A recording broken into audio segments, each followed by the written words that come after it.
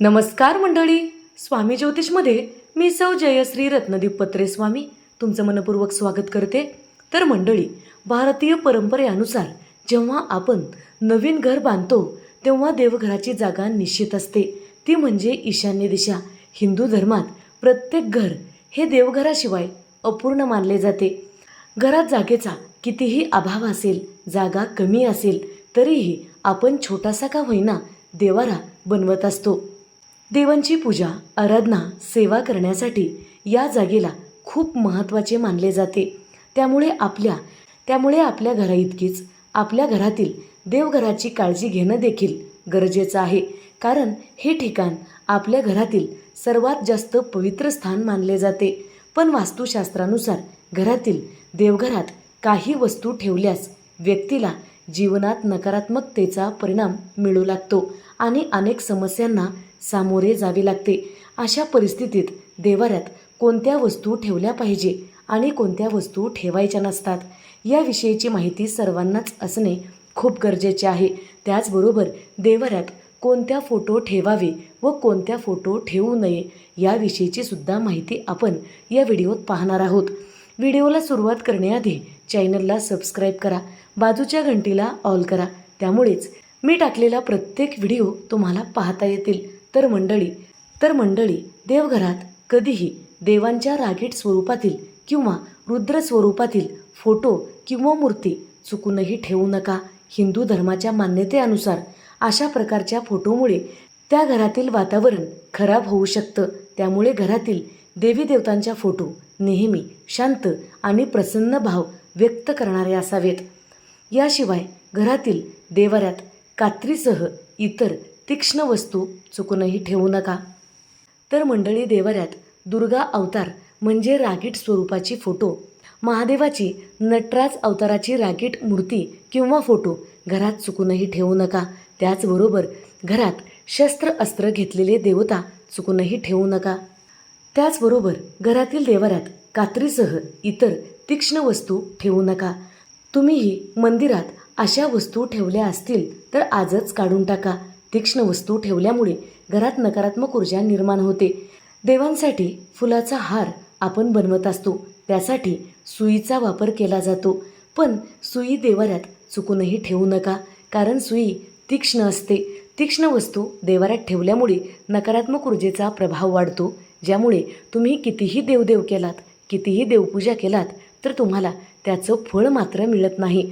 म्हणून देवाऱ्यात कोणत्याही तीक्ष्ण टोकदार वस्तू चुकूनही ठेवू नका.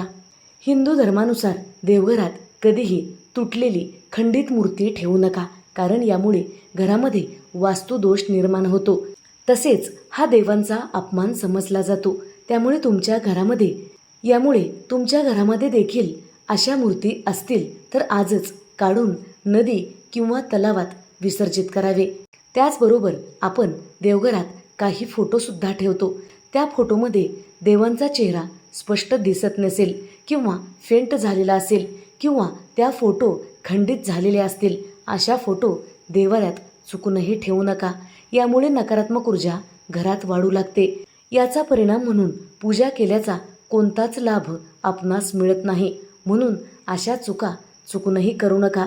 हिंदू धर्माच्या मान्यतेनुसार देवघरात एकापेक्षा जास्त देवी देवतांच्या फोटो किंवा मूर्ती ठेवू नका.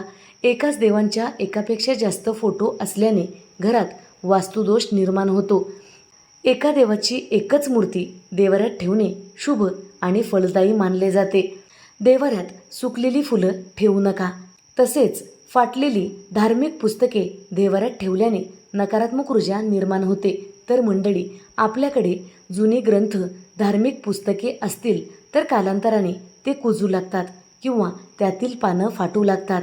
आपण तेच पान गोळा करून पोथी किंवा ग्रंथ वाचत असाल तर हे अत्यंत चुकीचे आणि अशुभ मानले जाते.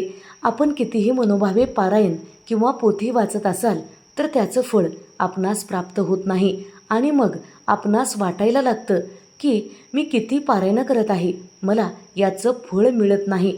पण याच कारणामुळे आपणास फळ मिळत नाही हे आपल्या लक्षात आलं पाहिजे.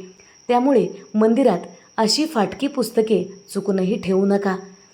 देवारा हा स्वच्छ असावा, त्यामध्ये अडगळीच्या कोणत्याच वस्तू ठेवू नका.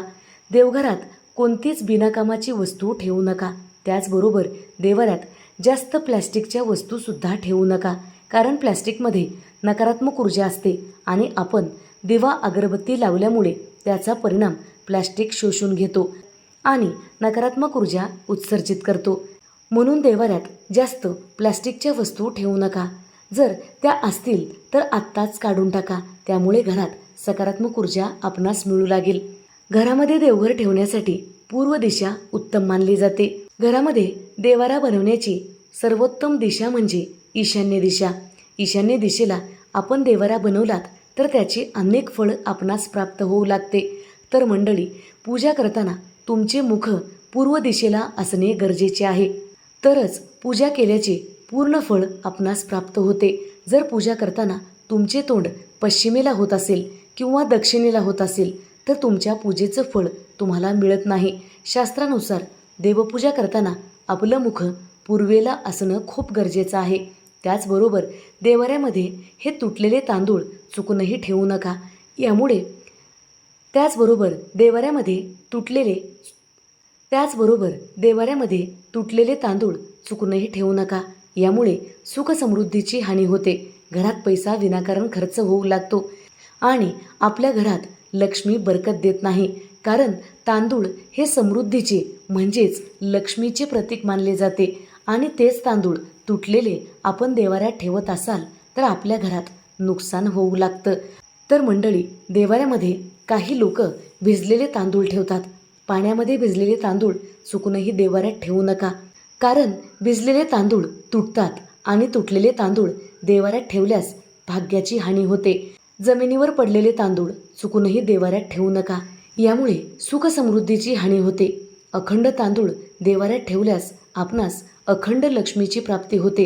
हेच तांदूळ जर आपण चंदनाने किंवा हळदीने पिवळे करून ठेवला असाल तर त्याचे अनेक शुभ परिणाम आपणास मिळू लागतात.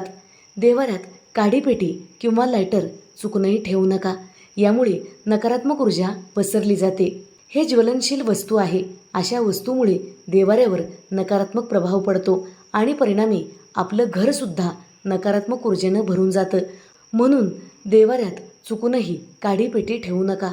देवाऱ्यात काल लावलेल्या वाती, अर्धवट जळलेल्या वाती, सुकलेली फुलं, अगरबत्तीची राख, धूपबत्तीची राख अशा वस्तू चुकूनही ठेवू नका. यामुळे नकारात्मक ऊर्जा वाढते आणि देवपूजेचं आपणास फळ मिळत नाही. देवपूजा आपण खूप मनोभावे करत असाल तरीसुद्धा देवपूजेचं आपणास फळ मिळत नाही. देवाऱ्यात लोखंडी वस्तू चुकूनही ठेवू नका. लोखंडावर शनिदेवाचा प्रभाव असतो. लोखंडाची कसलीच वस्तू देवाऱ्यात चुकूनही ठेवू नका. यामुळे शनीचा प्रभाव वाढतो आणि आपल्या घरातील कामं रोखू लागतात, कामं अडकू लागतात. म्हणून चुकूनही लोखंडाची वस्तू देवाऱ्यात ठेवू नका. देवाऱ्यामध्ये एकाच देवी देवतांच्या एकच मूर्ती किंवा फोटो ठेवणे शुभ मानले जाते.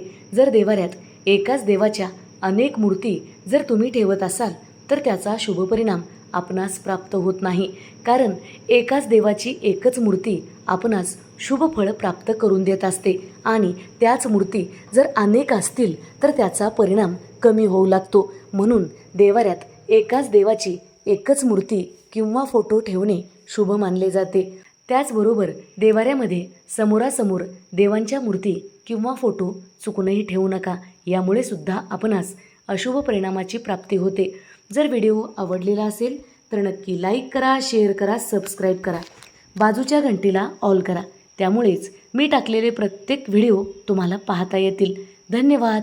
हर हर महादेव.